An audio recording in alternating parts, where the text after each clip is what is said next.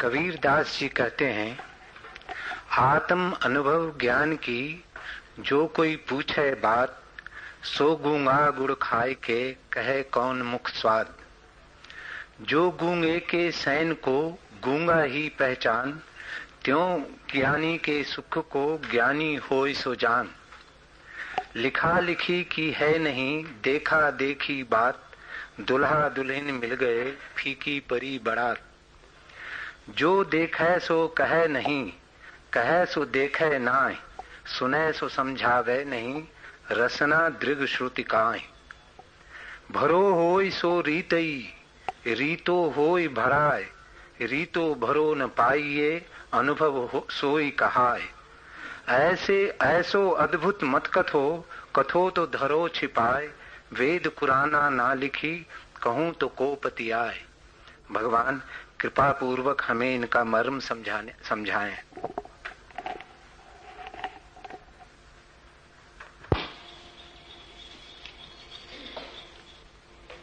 एक एक शब्द में गहरे चलें।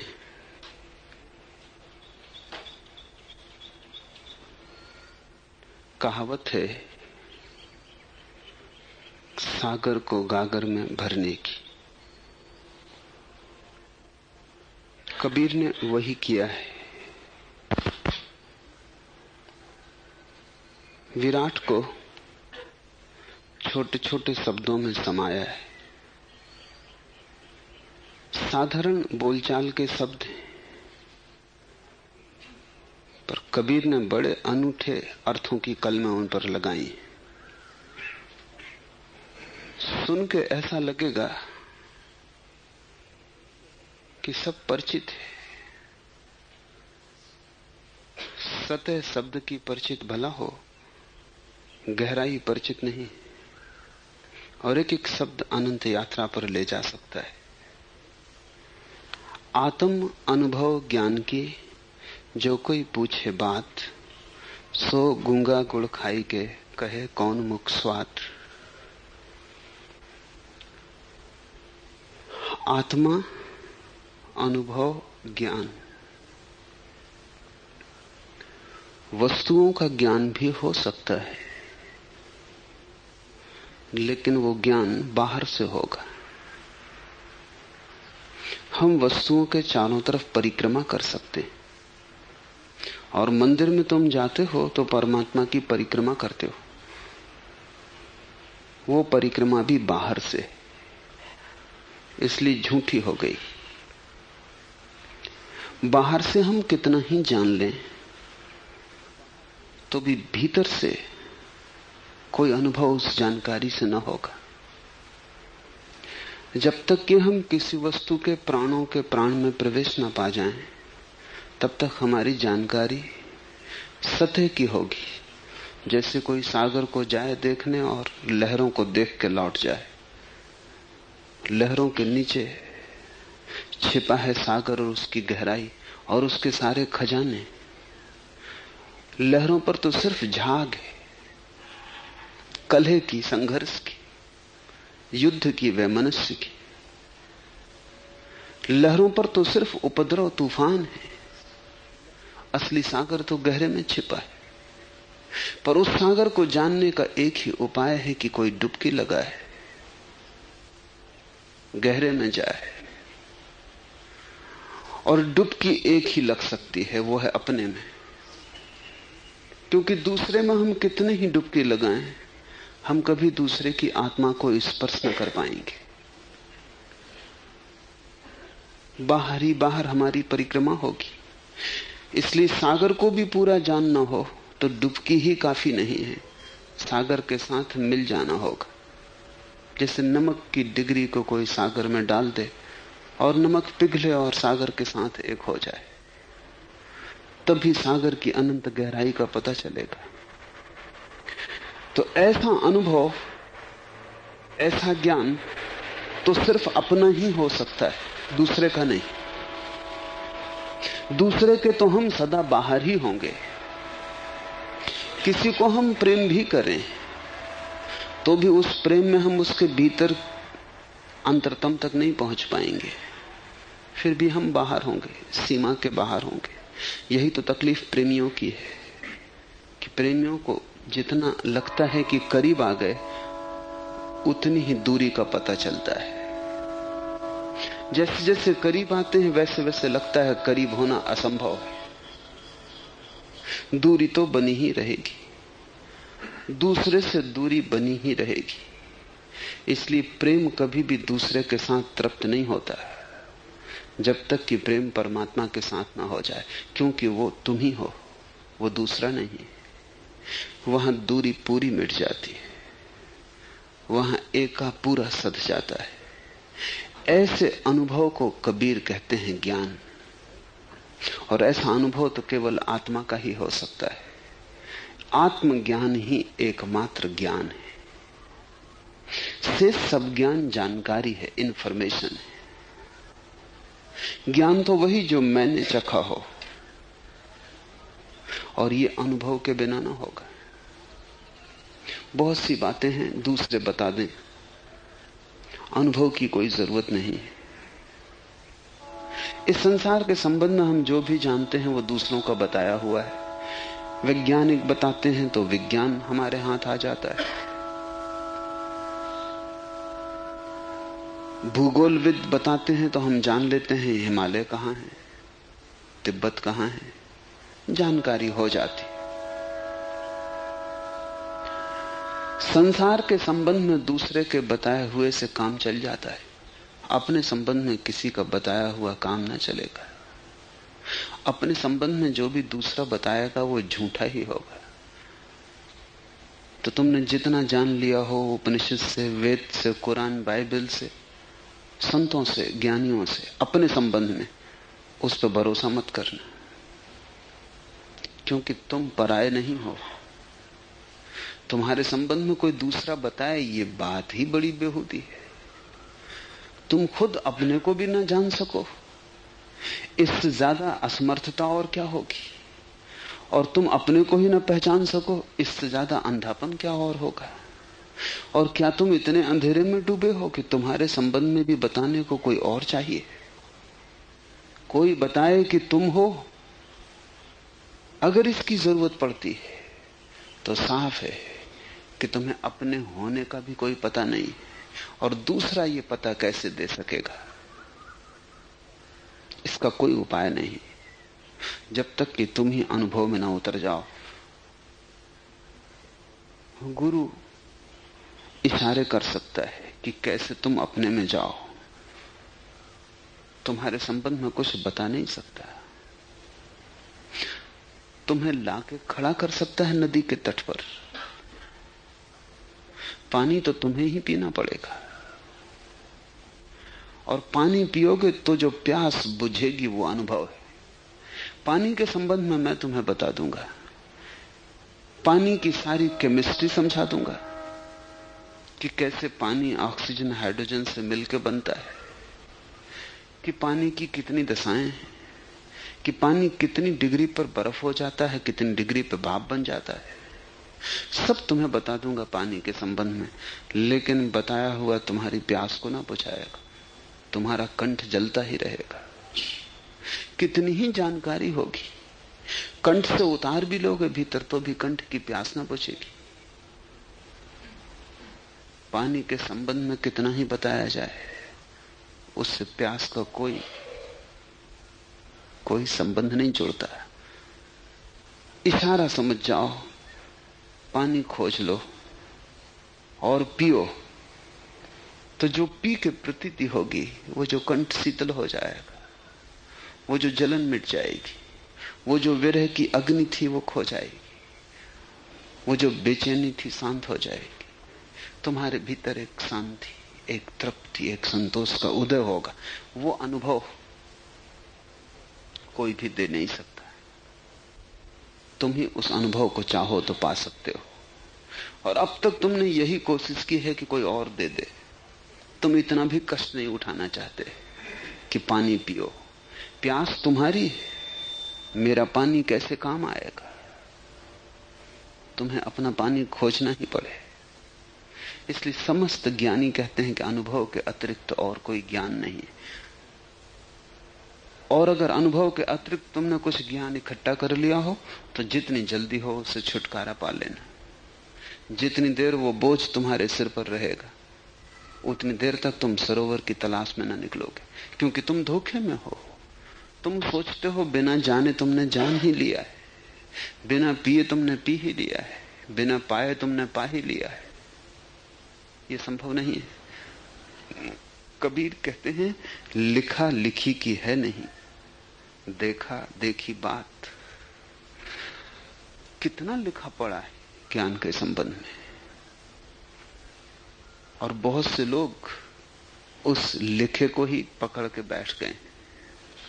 कबीर जहां थे काशी में, वहां तो पंडितों का जमाव था। चारों तरफ वही लोग थे जो सोचते थे लिखा लिखी की है बात। और वे जो वेद उपनिषद शास्त्रों के ज्ञाता थे वे कबीर को अज्ञानी समझते थे। कबीर एक अर्थ में अज्ञानी है। अगर पंडित ज्ञानी है तो कबीर अज्ञानी है। लेकिन पंडित का ज्ञान क्या है? बातें करेगा आत्मा की अमरता की। मौत आएगी तो कपेगा, रोएगा, चीखेगा, चिल्लाएगा। सारी अमरता खो जाएगी मौत के मुकाबले, क्योंकि अमरता तो जानी नहीं, पढ़ी थी, देखी नहीं थी, सुनी थी, किसी और ने कही थी, किसी और का अनुभव रहा होगा, अपना अनुभव न था। जीवन की कसौटी में तुम तभी पूरे उतरोगे जब तुम्हारे पास अपने अनुभव का सोना हो। अन्यथा दूसरे के अनुभव का सोना तुम्हारे हाथ में आते ही पत्थर मिट्टी हो जाता है, जीवन की कसौटी पे ना उतरेगा। भला तर्क की कसौटी पे उतर जाए, भला विश्वविद्यालय तुम्हें उपाधियां दे दें, भला और लोग तुम्हें कहने लगे कि तुम जानकार हो, बड़े जानकार हो, लेकिन तुम अपने गहनतम में तो जानोगे ही कि तुमने जाना नहीं। वहां तो दिया बुझा है, अभी ज्योति वहां प्रविष्ट नहीं हुई है। पंडित दूसरे को धोखा दे दे, अपने को कैसे धोखा देगा? तुम्हारा ज्ञान ऐसा ही है। बुद्ध कहते थे कि एक आदमी था एक गांव में, वो बैठा हुआ अपने दरवाजे पर दूसरे लोगों की गाय भैंसों को जाते आते गिनता रहता था कि गांव में कितनी गाय, कितनी भैंस। सुबह गायें जाती जंगल की तरफ, सांझ को लौटती, वो सदा हिसाब रखता था। लेकिन एक रत्ती दूध भी उसके हाथ नहीं आता था इस हिसाब से। तो बुद्ध अपने भिक्षुओं को कहते थे तुम उस आदमी जैसे मत हो जाना। सभी पंडित उस आदमी जैसे, वे दूसरों का हिसाब रख रहे हैं। वेद में क्या कहा है, कुरान क्या कहती है, बाइबल के क्या वचन है। दूसरों की गाय भैंस गिनते गिनते जीवन बीत जाए तो भी एक बूंद दूध की हाथ में आएगी। अपना अनुभव चाहिए। कबीर कहते हैं आत्म अनुभव ज्ञान की जो कोई पूछे बात, सो गूंगा गुड़ खाई के कहे कौन मुख स्वाद। और बड़ी कठिनाई यह है कि जिसने जान लिया है वो भी तुम्हें देना चाहे तो नहीं दे सकता। तुम्हें ज्ञानियों की पीड़ा का कोई भी पता नहीं। तुम एक ही पीड़ा जानते हो, अज्ञानी की। ज्ञानी की पीड़ा यह है कि उसे पता चल गया है, वो जानता है और तुम्हें देखता है भटकता हुआ और चाहता है कि तुम्हें सब दे दे, लेकिन कोई उपाय नहीं। सो गूंगा गुड़ खाई के कहे कौन मुख स्वाद। वो गूंगे की भांति हो गया है, गुड़ तो चख लिया है, तुम्हें देख रहा है कि तुम भी गुड़ की तलाश में भटक रहे हो। तुम्हें देख रहा है कि तुम गिरते हो, जीवन में दुख पाते हो, पीड़ा है, कष्ट, संताप है। तुम्हें भी स्वाद मिल जाए तो तुम्हारा भी स्वर्ग का द्वार खुल जाए। वो चाहता है कि तुम्हें सहारा दे। वो चिल्ला के तुमसे कह देना चाहता है बड़ा मीठा है, लेकिन जैसे गूंगा नहीं चिल्ला पाता, कंठ अवरुद्ध है, ओंठ बोलते नहीं, वैसे ही ज्ञानी भी कठिनाई में अपने को पाता है। वो गूंगे से भी बड़ी कठिनाई है, क्योंकि गूंगे का तो कोई इलाज हो सकता है, ज्ञानी का कोई इलाज नहीं हो सकता, क्योंकि वो कठिनाई न बोलने की शारीरिक कठिनाई नहीं है। शारीरिक कठिनाई होती तो इलाज हो सकता था। वो कठिनाई तो आत्मज्ञान के अनुभव के स्वभाव की, वो ज्ञान ही ऐसा है कि कहा नहीं जा सकता। तुम भी जान लो तो ही तुम पहचान सकोगे। और अगर ज्ञानी कहने की चेष्टाएं भी करे तो सब चेष्टाएं असफल हो जाती। न केवल असफल हो जाती हैं बल्कि दुष्परिणाम लाती, क्योंकि वो कहता कुछ और है, कहा कुछ और जाता है, कहना वो कुछ और चाहता था, शब्द कुछ और ले जाते हैं, पहुंचाना कुछ और चाहता था। जब तुम्हारी तरफ देखता है तो देखता है कुछ और पहुंच गया, तुमने कुछ और ही समझ लिया। इसलिए तो इतने संप्रदाय खड़े हुए। ज्ञानियों ने कहा था धर्म, बन गए संप्रदाय। ज्ञानियों ने जो कहा था वो पहुंचा ही नहीं।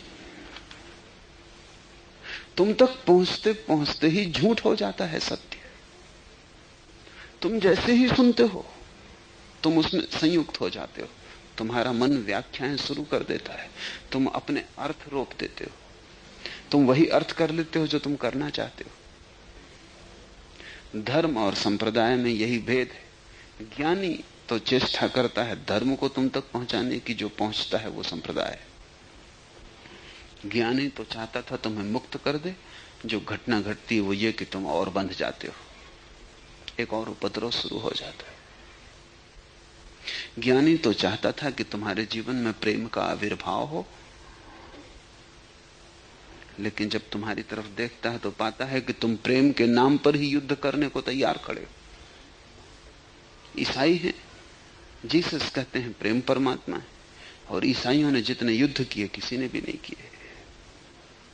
और जीसस ने कहा कि एक गाल पर तुम्हारे कोई चांटा मारे तो दूसरा भी उसके सामने कर देना, और ईसाइयों ने तलवार उठा के लाखों लोगों को काट डाला। और जिनने काटा पता है आपको, एक हाथ में तलवार थी और एक हाथ में बाइबल थी। वो लोगों को धर्म देने के लिए ही तलवार लिए हुए थे। इस देश में वेद उपनिषद के ऋषि कहते हैं एक ही ब्रह्म है सब में, सब में उसी एक का वास है, कण कण में वही समाया हुआ है। और हिंदुओं ने जो किया वो बिल्कुल उल्टा है। ये पंडित जो दोहराता है उपनिषद की बात, वो भी अछूत को छूने को राजी नहीं। जाहिर है कि वो ब्रह्म को अछूत मानता है। अगर ब्रह्म सभी में है तो अछूत कौन, शूद्र कौन, कौन है जो अपवित्र है फिर?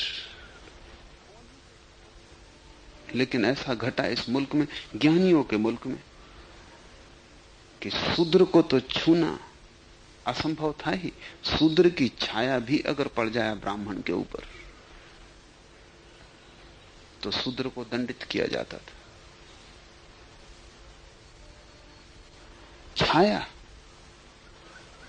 छाया भी अपवित्र हो सकती, छाया तो है ही नहीं। ब्राह्मण बैठा हो, शूद्र निकलता हो और उसकी छाया ब्राह्मण को छूती हुई निकल जाए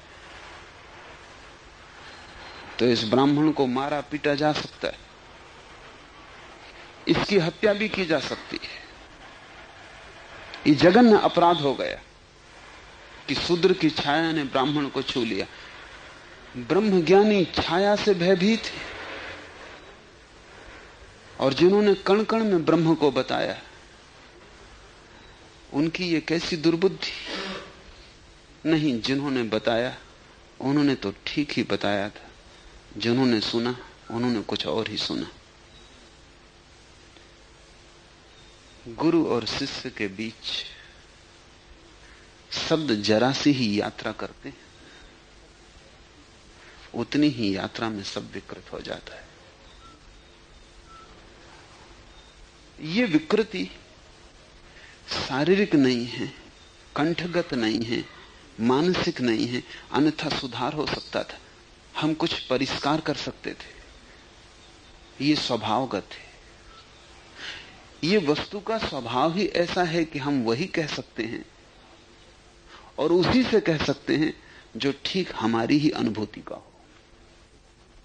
इसलिए कबीर कहते हैं, जो गूंगे के सैन को गूंगा ही पहचान। गुरु का एक तल, शिष्य का दूसरा तल, बात हो कैसे सकती है? गुरु कहीं और खड़ा किसी शिखर पर चैतन्य के, शिष्य खड़ा अंधकार में किसी खाड़ी में छिपा। दोनों के बीच संवाद कैसे हो सकता है? वो जो भी कहेगा गुरु अपने स्वर्ण शिखर से, उसे उतरना पड़ेगा अंधेरे की घाटी में। वे शब्द जो वो छोड़ेगा उतरेंगे तुम्हारे अंधकार में, तुम्हारा अंधकार उन शब्दों से लिपट जाएगा। तुम तक पहुंचते पहुंचते अंधकार ही पहुंचेगा, वो शब्द खो जाएंगे। इसलिए कबीर कहते हैं, जब तक तुम भी उसी तल पर न खड़े हो जाओ। गूंगे गूंगे के सैन को समझ लेते हैं। अगर एक गूंगा दूसरे गूंगे को कहना चाहे कि बड़ा मीठा है, तो कह देगा, इशारा कर देगा। उनकी एक ही भाषा है, एक ही तल है, एक ही उनका अनुभव है। इसका अर्थ हुआ कि जब तक अनुभव समान ना हो तब तक संवाद नहीं हो सकता। विवाद हो सकता है, संवाद नहीं हो सकता। मैं तुमसे कुछ कहूं, तत्क्षण तुम्हारे भीतर विवाद उठ सकता है कि यह बात ठीक है या गलत। तुम तर्क वितर्क में पड़ सकते हो, लेकिन संवाद नहीं होगा। संवाद का अर्थ तो है कि यहां कहा, जैसा कहा वैसा ही तुमने समझा, रत्ती भर भेद ना हुआ। ये तो तभी होगा जब तुम ठीक उसी जगह खड़े हो जाओ जहां मैं खड़ा हूं। ये तो तभी होगा जब दो व्यक्ति एक ही तल पर खड़े हों, रत्ती भर भी भेद ना हो। ज्ञानी ही ज्ञानी को समझा पाएंगे, लेकिन तब तो बड़ी व्यर्थता हो गई। ज्ञानी को समझाने की कोई जरूरत नहीं। ये जीवन का विरोधाभास है। जो समझ सकता है उसे समझाने की जरूरत नहीं, जो नहीं समझ सकता उसे ही समझाने की जरूरत है, और उसे समझाया नहीं जा सकता। तो क्या किया जाए? जिन्होंने जाना है वो कैसे अपनी संपदा को बांटें। जिन्होंने जाना है वो किस भांति तुम्हें भी उस तरफ ले जाएं जहां जानने की घटना घटे। जिन्होंने चखा है स्वाद, तुम्हें कैसे पुकारें उस यात्रा के लिए। अनेक विधियां खोजी गई। तुम्हारे और ज्ञानी के बीच के रास्ते को पाटने के लिए ही सारे योग हैं, सारी विधियां हैं, सारे मार्ग हैं। पतंजलि ने कहा है, श्रद्धा पाट देगी, तब विवाद पैदा ना होगा। श्रद्धा का अर्थ है जो कहा गया तुमने उसे स्वीकार कर लिया, जानते हुए कि तुम्हारी अभी ऐसी अवस्था नहीं, जानते हुए कि तुम अंधकार में खड़े हो, तुमने प्रकाश की बात को स्वीकार कर लिया। तुमने विवाद ना उठाया, तुमने भीतर तर्क का ऊहापोह ना किया, तुमने पूछताछ ना की। क्योंकि तुमने तर्क उठाया, पूछताछ की, उसी बीच जो कहा गया था उसका अर्थ खो जाएगा। फिर तुम जो भी अर्थ निकाल लोगे वो तुम्हारा अपना होगा। श्रद्धा का एक ही अर्थ है, वो है तरकीब गुरु और शिष्य के बीच के फासले को पाटने की। गुरु ने जो कहा तुमने सिर्फ सुन लिया, स्वीकार कर लिया, तुम चल पड़े, तुमने चर्चा ना उठाई, तुमने इशारा देखा और तुमने यात्रा शुरू कर दी। तुमने एक क्षण को भी झिझक ना की, तुम एक क्षण को भी रुक न सोचे कि पहले सोच लूं कहां जा रहा हूं, क्यों जा रहा हूं। तुमने अपने मन से कुछ भी ना पूछा, तुमने मन को बात दे दी। श्रद्धा का अर्थ है मन को बात दे देना। तुमने मन को कहा कि तू अपनी जगह, मुझे सीधा सुनने दे, तू बीच में मत आ, तू व्याख्या मत कर, तेरे व्याख्या की जरूरत नहीं, तू चुप हो। तो उससे जरूरत होगी पूछ लेंगे, लेकिन तुम बीच में मत आ और बिन मांगी सलाह मत दे। श्रद्धा का अर्थ है मन तो कोशिश करेगा ही, क्योंकि उसकी सदा की आदत है। तुम कुछ भी करो तो वो कहेगा करना उचित है, नहीं है उचित है, वो तुम्हारी सुरक्षा के लिए ही करता है इंतजाम। संसार में तो ठीक है, संसार के पार जाने में बाधा हो जाता है, क्योंकि जिसका उसे पता ही नहीं, वो संबंध में कैसे बात करे जो स्वाद उसने लिया ही नहीं। तो पहले तो वो यही कहेगा कि बात भरोसे की नहीं है, क्योंकि ऐसा कभी हुआ ही नहीं।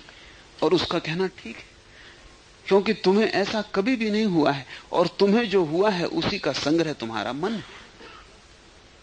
तुम्हें अब तक जो जो अनुभव हुए हैं उसका ही जोड़ तुम्हारा मन है। मन तत्क्षण कहेगा ऐसा कभी हुआ नहीं, ये स्वाद होता ही नहीं, ये आदमी धोखा दे रहा है, इस आदमी की मर्जी कुछ और होगी, ये तुम्हें किसी जाल में फंसा लेना चाहता है, ऐसा तो होता ही नहीं, ये तो तर्क के विपरीत है, बुद्धि के विपरीत। मत सुनो, समझो, सावधान हो जाओ, हट जाओ यहां से, भाग जाओ यहां से। मन तुम्हारी सुरक्षा के लिए ही कह रहा, और गलत भी नहीं कह रहा, क्योंकि जो भी वो जानता है उस अनुभव में ऐसे किसी स्वाद की कोई खबर नहीं। तो करना क्या है? अगर मन को सुन लेते हो तो अज्ञात के द्वार बंद हो जाते, तो जो तुमने नहीं जाना है वो फिर सदा ही अनजाना रह जाएगा, क्योंकि मन तो उसी के पक्ष में गवाही देगा जो उसने जाना है। काम वासना मन ने जानी, उसका स्वाद उसे है। ब्रह्मचर्य का उसे कोई स्वाद नहीं। अगर कोई ब्रह्मचर्य की बात करे तो मन कहेगा बकवास है, ये स्वाद तो जाना नहीं, ये तो अपनी कोई पहचान नहीं है। ऊर्जा को नीचे बहते देखा है, ऊर्जा को नीचे बहते हुए क्षण भर को मिले सुख को भी जाना है, लेकिन ऊर्जा को ऊपर उठते तो देखा नहीं। और ऊपर ऊर्जा उठ कैसे सकती? कभी उठी नहीं, जो कभी हुआ नहीं। मन कहता है वो होगा कैसे? अगर हो सकता होता तो पहले ही हो गया होता।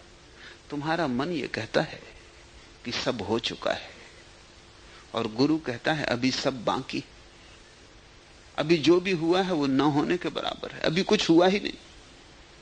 अभी तुम बीज हो, वृक्ष नहीं। और मन कहता है तुम तो बीज हो, जो लगना था लग चुका है, जो होना था हो चुका है, तुम वृक्ष हो, बीज नहीं। मन कहता है सब संभावनाएं समाप्त हो गई, इसलिए तो मन इतना उबा हुआ है।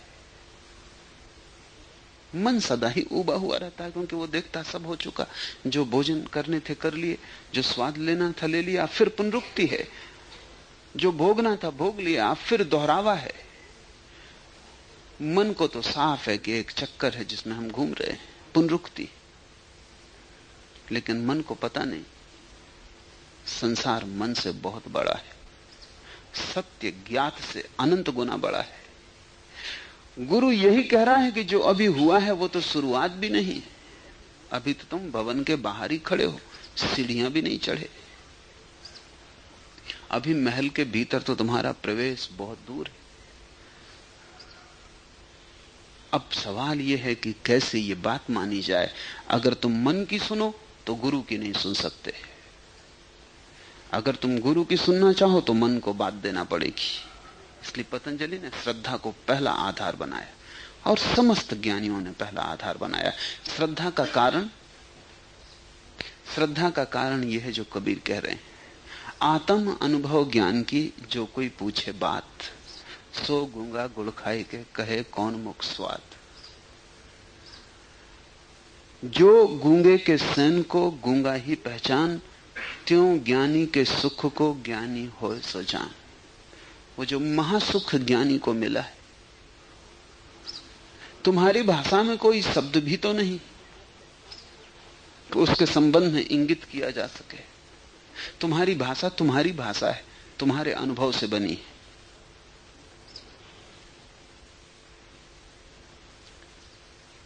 ज्ञानी की कोई भाषा अब तक नहीं है, क्योंकि ज्ञानी का सारा अनुभव मौन का है, शून्य का है, शांति का है। ज्ञानी का अनुभव विचार का नहीं है, निर्विचार का है। ज्ञानी ने जो भी जाना है वो शून्य में जाना है। वहां कोई शब्द नहीं है। जिसे तुम शून्य में जानते हो उसे शब्द में न कह पाओगे। जो शून्य में उपजता है वो शून्य में ही कहा जा सकता है। गूंगा ही गूंगे को कह सकेगा, लेकिन गूंगे को गूंगे से कहने की कोई जरूरत नहीं है।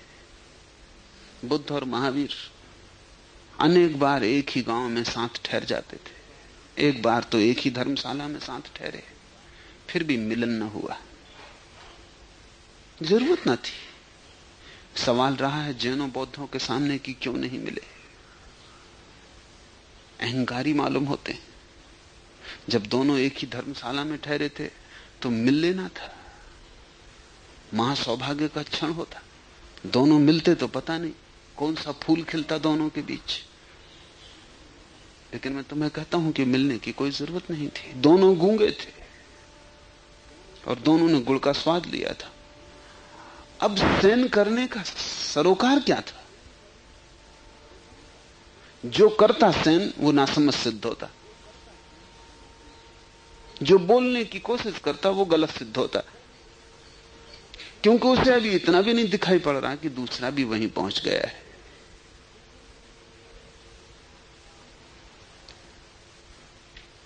मिलना नहीं हुआ क्योंकि मिलने की कोई जरूरत ही ना रही।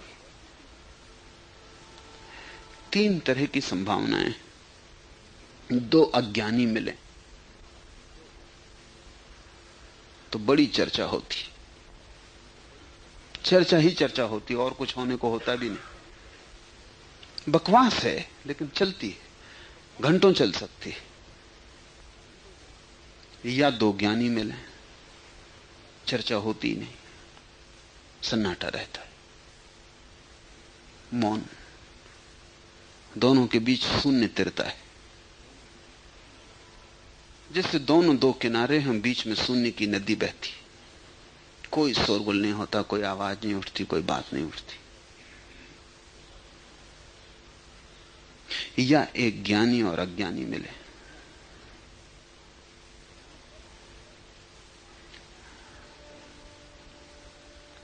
दो अज्ञानी मिले, चर्चा होती, कोई सार नहीं। दो ज्ञानी मिले, सार रहता है, चर्चा नहीं। तीसरी संभावना है ज्ञानी और अज्ञानी की। वहां दो उपाय हैं। या तो अज्ञानी बोले और ज्ञानी सुने,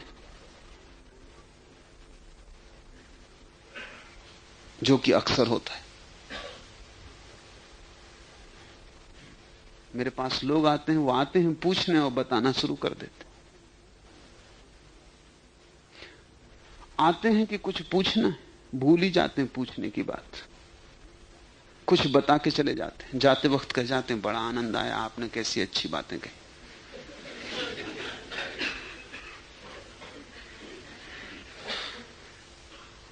एक यहूदी फकीर हुआ बालसेम। एक आदमी आया, बकवासी। उसने इतनी बकवास की कि बालसेम को समझ ही ना आया कि अब उससे कैसे छुटकारा लें। और वो बोले ही जा रहा है। वो इतना भी मौका नहीं देता, संधि भी नहीं देता कि वो कहेंगे बस भाई अब बहुत हुआ, मुझे कोई दूसरा काम करना। अंततः उस बकवासी ने कहा कि मैं दूसरे गांव में गया था, फलां फकीर के पास, आपके संबंध में बात हुई, उन्होंने आपके संबंध में कुछ बातें कही। मौका देख के बालसेम ने कहा कि बिल्कुल झूठ, सरासर झूठ। वो बकवासी भी हैरान हुआ। उसने कहा अभी तो मैंने बताया ही नहीं कि उन्होंने क्या कहा, और आप कहते हैं सरासर झूठ, बिल्कुल झूठ। बालसेन ने कहा कि निश्चित कहता हूं कि सरासर झूठ, क्योंकि तुमने उस फकीर को भी बोलने का मौका ना दिया होगा। बताएगा कैसे? हम अपने अनुभव से देख रहे हैं, मौका ही नहीं। या तो अज्ञानी बोले, ज्ञानी सुने, जैसा कि अक्सर होता है। ज्ञानी सुन लेता है करुणावशात, शायद तुम बोल के ही हल्के हो जाओ।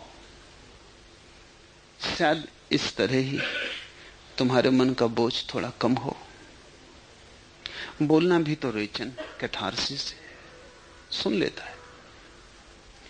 इसी सुनने के आधार पर तो पश्चिम में एक बहुत बड़ा धंधा चल रहा है इस समय, बड़े से बड़ा धंधा, साइको एनालिसिस, मनोविश्लेषण। बहुत महंगा काम है मनोविश्लेषण। और मनोविश्लेषक कुछ भी नहीं करता, सिर्फ सुनता है। फ्रायड ने अज्ञानियों के लिए बड़ी सुविधा खोजी। फ्रायड का जो इंतजाम है मनोविश्लेषण का, उसमें रुग्ण आदमी को, मानसिक रुग्ण आदमी को, और अज्ञानी यानी मानसिक रुग्ण, उसे सुला देते हैं कोच पर। मनोविश्लेषक कोच के पीछे बैठ जाता और उससे कहता तुम्हें जो भी बोलना है बोलो। फ्री एसोसिएशन ऑफ थॉट्स, जो भी आता है मन में। अब तुम्हें यह भी चिंता करने की जरूरत नहीं कि संगत की, असंगत की, सार की, असार, कुछ भी अनर्गल, बस आने दो और तुम बोलते चले जाओ। ऐसा मनोविश्लेषण कभी कभी 3 साल 4 साल हैसियत के ऊपर है एक आदमी का, क्योंकि बहुत महंगा काम है। 3-4 साल तक चलता है, रोज 1 घंटा या सप्ताह में 2 घंटा या 3 घंटा, और मनोविश्लेषक केवल सुनता है। और अनेक लोग 3 साल बकवास करके काफी शांत हो जाते। मनोविश्लेषक कुछ करता नहीं, सिर्फ सुनता है। वो प्रोफेशनल सुनने वाला है, प्रोफेशनल श्रोता। तुमने प्रोफेशनल वक्ता देखे होंगे, वो प्रोफेशनल श्रोता है, सिर्फ सुनता है। फ्रायड से उसका एक शिष्य एक दिन बोला, क्योंकि फ्रायड बूढ़ा हो गया था और फिर भी दिन में 8-10 घंटे काम करता था, 8-10 आदमियों की बकवास सुनता था। एक नया युवक जो भी नया नया दीक्षित हुआ है मनोविश्लेषण में, उसने कहा कि आप थकते नहीं, और मैं तो 2-3 मरीजों के बाद ऐसा थक जाता हूं कि मर ही जाऊंगा। आप अद्भुत हैं, आप सुनी चले जाते हैं सुबह से शाम तक। फ्रायड ने कहा मूर्ख, सुनता कौन?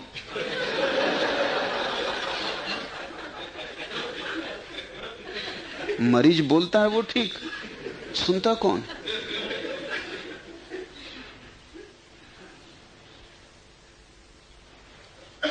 नहीं तो थक ही जाओगे। पश्चिम में मनोविश्लेषण एक बढ़ता हुआ धंधा है, रोज बढ़ता जाता है। उसके कारण है जिंदगी में अब लोगों को इतनी सुविधा नहीं है कि एक दूसरे को सुने, समय की कमी। कौन किसको सुनता है? पत्नी पति को नहीं सुनती, पति पत्नी को नहीं सुनता, फुर्सत भी नहीं है। तो एक धंधेबाज आदमी जो सुनता है, राहत मिलती है। ज्ञानी अज्ञानी को सुन सकता है सिर्फ इसलिए कि शायद तुम्हें थोड़ी राहत मिल जाए। लेकिन होना उल्टा चाहिए कि अज्ञानी ज्ञानी को सुने, पर वो तभी हो सकता है जब श्रद्धा बीच में हो। नहीं तो ज्ञानी जो भी कहेगा उसी पर अविश्वास आएगा। वो जो भी कहेगा वो सभी अविश्वास लाएगा। मन कहेगा ये हो नहीं सकता, ये असंभव है। और जो असंभव है उस तरफ कदम क्यों उठाने, शक्ति क्यों व्यय करनी, उस दिशा में मन को क्यों लगाना? श्रद्धा की जरूरत है ताकि तुम मन को बात कर सको। मन तुम्हें अज्ञात के अनुभव में न जाने देगा। मन तुम्हें किनारे से अटकाए रखेगा, सागर में न उतरने देगा। क्योंकि मन कहेगा दूसरा कूल कहां, किनारा कहां? जिस नाव पर तुम बैठ के जा रहे हो क्या भरोसा कि उस पार पहुंचाएगी? वो पार दिखाई भी नहीं पड़ता। ये भी हो सकता है हो ही ना। कोई कभी पहुंचा है कि तुम झंझट में पड़ते हो? क्योंकि जो भी उस पार गए लौटकर कोई कहते नहीं कि पहुंचे, नहीं पहुंचे। और जिस आदमी की बातचीत में तुम पड़े हो, इसके पास नक्शा है। जिस अज्ञात की बात कर रहा है, प्रमाण है, कोई वास्तविक आधार है। नहीं, गुरु तुम्हें कोई प्रमाण नहीं दे सकता, क्योंकि प्रमाण है नहीं। उसका अनुभव ही प्रमाण है। और उसके अनुभव में तुम तभी उतर सकते हो जब तुम्हारे मन में बड़ी गहन श्रद्धा हो, इतनी गहन श्रद्धा हो कि तुम अपने और उसके फासले को तोड़ दो, ताकि उसके अनुभव का तुम्हें सीधा सीधा प्रतीति और साक्षात्कार होने लगे, ताकि जो उसके भीतर धुन बज रही है वो तुम्हें भी सुनाई पड़ जाए, जो स्वाद उसके कंठ तक भर आया है उसकी थोड़ी सी झलक तुम्हें भी मिल जाए, वो जो हो गया है उसकी ज्योति तुम्हें भी छीले और तुम्हारे भीतर का अंधेरा थोड़ा सा भी बिजली की कौन से भर जाए, तुम भी देख पाओ एक क्षण को कि तुम कौन हो। पर इसके लिए मौका चाहिए, मौका श्रद्धा देगी।